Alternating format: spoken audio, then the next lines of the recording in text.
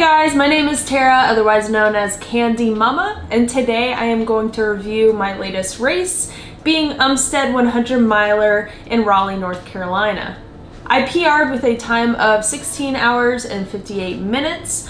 I watched Devin Yanko make history, and I was able to experience a super fun, flat, fast course. The 27th annual Umstead 100 miler is 8 loops of a 12.5 mile trail. The entire race you climb around 8,000 feet, which isn't terrible. It's nice and hilly. There are a couple of ascents, but it's overall pretty flat, and the surface you're running on is mostly hard packed gravel. Coming up on 2 laps now, almost at 25 miles. A little less, I think I have like 2 left in this lap. Feeling good, feet hurt, but gonna get some ibuprofen.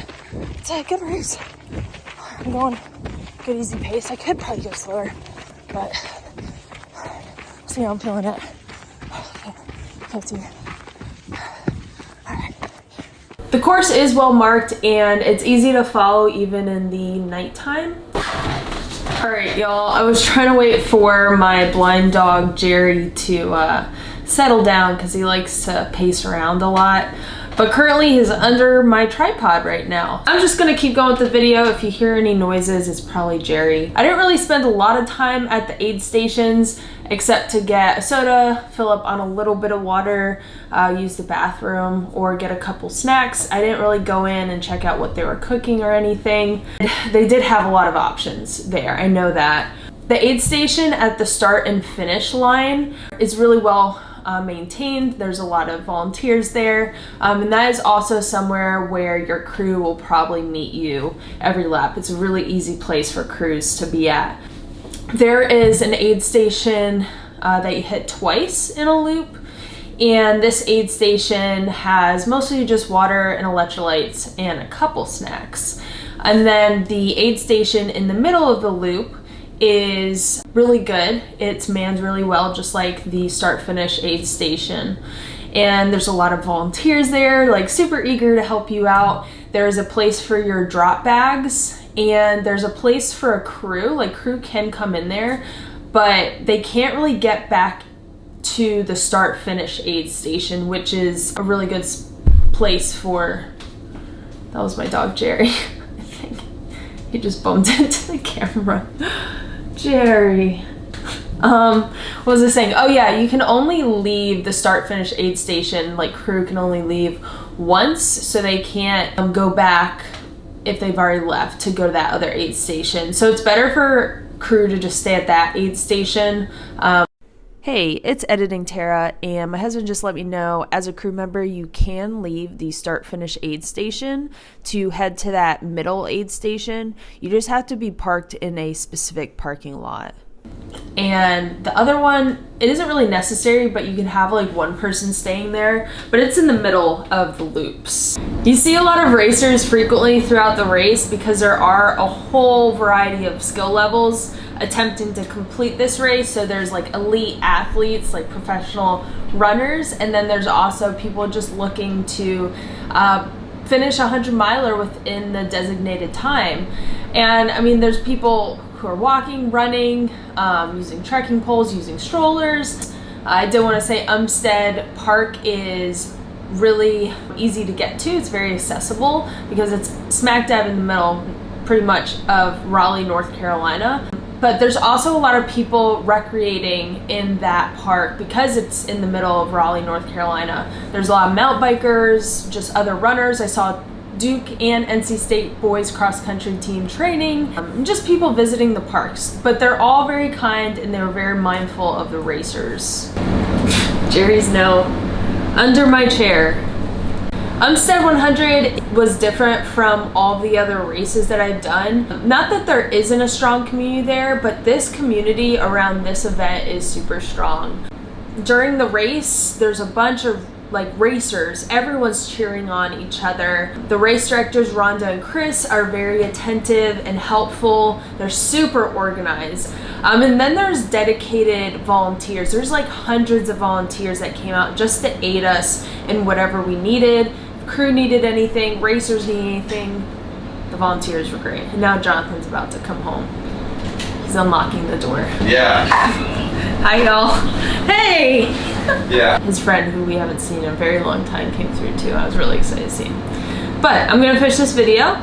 When you finish the race, they let you choose between a pendant or a belt buckle. The belt buckle is like a typical finisher trophy. I went with the pendant, so I will show you guys what that looks like.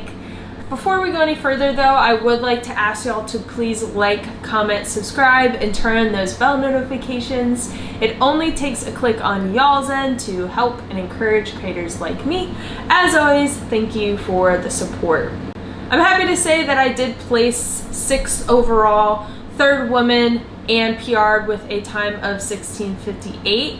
I do feel like my strength is technical, rugged terrain, and I'm not as confident in my speed. So I'd say this race was definitely out of my comfort zone. I know I should probably be focusing on running, but I like doing this. I'm doing a fast pace. I don't know if that's a great idea, the first 50, and I'm gonna wean off a little bit, and then once it gets dark, I'm gonna gear it up. Before the race began, I did have a broad goal of finishing it under 19 hours, and then I had a reach goal of finishing within 17 hours. I didn't know if it was possible, obviously, but you never really know until you attempt to see if you can do it. You'll never know. So I went out there and I really gave it all I got. When I began, I felt I maybe had gone out a little too fast. I was running anywhere from like 9 to 9:30 minute pace, and I was feeling good for the first 50 miles. However, my pace did slow considerably around mile 60.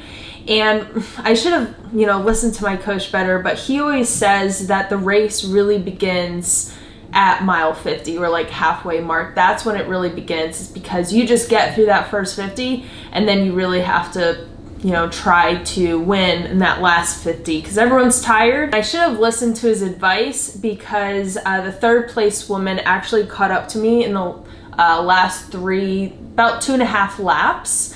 And she actually passed me with 4.5 miles to go. She definitely deserved that 2nd place woman spot. She worked her tail off for those last 3 laps.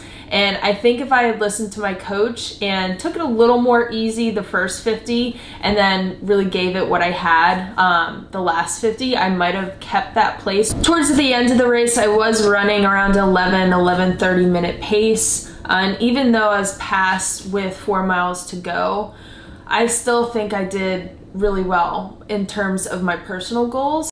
I beat my previous 100-mile PR by 10 hours. I think Blood Rock I finished 26 hours, and I just feel like I did a lot better than I actually thought I was going to do. And I did step out of my comfort zone and gave that race all I had. By the end of the race though, I did have a lot of GI distress. I threw up a lot and had diarrhea.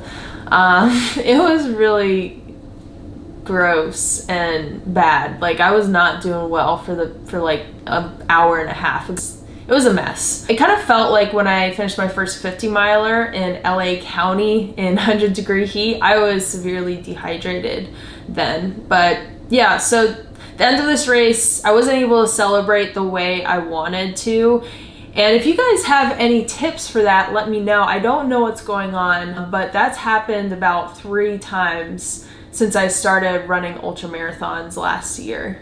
Because this race was a loop, you saw a lot of racers, and that was the most inspiring thing. You just saw a lot of different kinds of people out there giving it all they got, and it really helped me stay motivated to finish so strong. The most inspiring performance, though, was from Devin Yanko. She's a professional runner, and she beat the women's course record with a time of 14:23. She also became the first woman to get first place overall in the 26 years that this race has been going on. She beat the 2nd place finisher nearly by an hour, but seeing her run was really cool. I got to speak to her really briefly in one of the videos. She's in front of me, but I was able to speak with her a little bit, and it was just really cool to connect with her.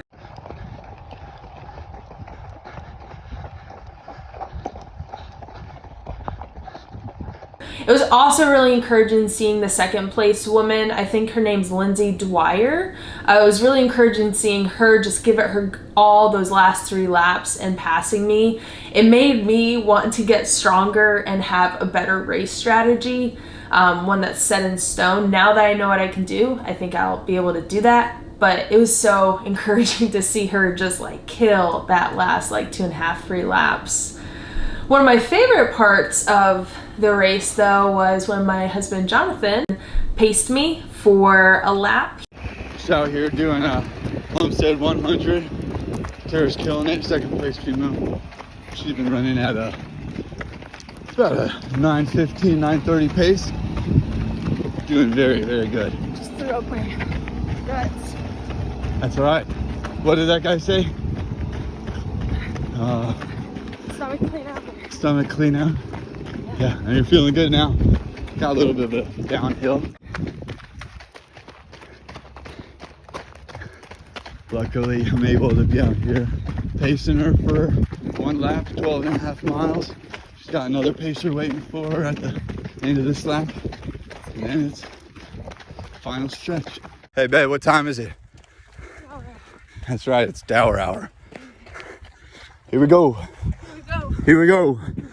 I was having trouble pacing myself, so he got himself a pair of shorts and found a water bottle and got up and did 15 miles with me.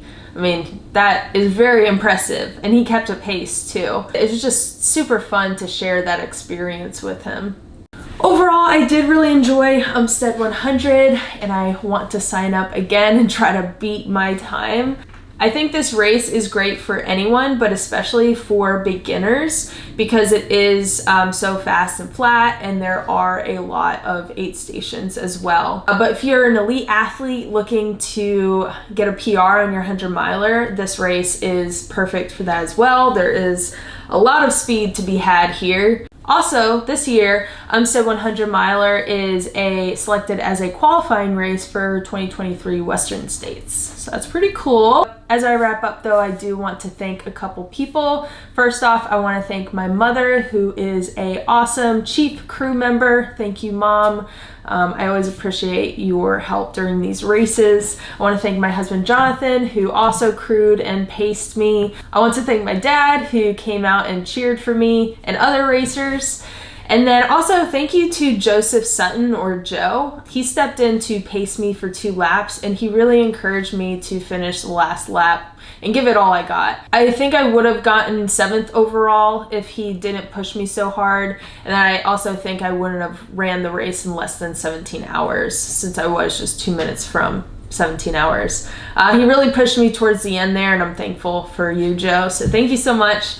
Thank you to the race directors and the volunteers as well. I really appreciate how organized the race was, and loved seeing all those smiling volunteers at aid stations. Really made the race great. Just some housekeeping for my channel. Recently, I passed 8,000 subscribers, and that was really encouraging. I've been on this YouTube journey for about 4 years, and it's really nice to see that people are tuning in, and I'm getting a lot of positive feedback on my videos. As you guys know, I do have a couple goals for this year. One of those goals being getting 10,000 subscribers, and then also trying to post weekly, so posting more videos. So far, so good. If you guys did watch the end, please comment a sneaker emoji. That will let me know that you did watch all the way to the end, and I will say hello in the comments. All right, y'all, that's it from me for today. Thank you so much for watching, and happy hiking.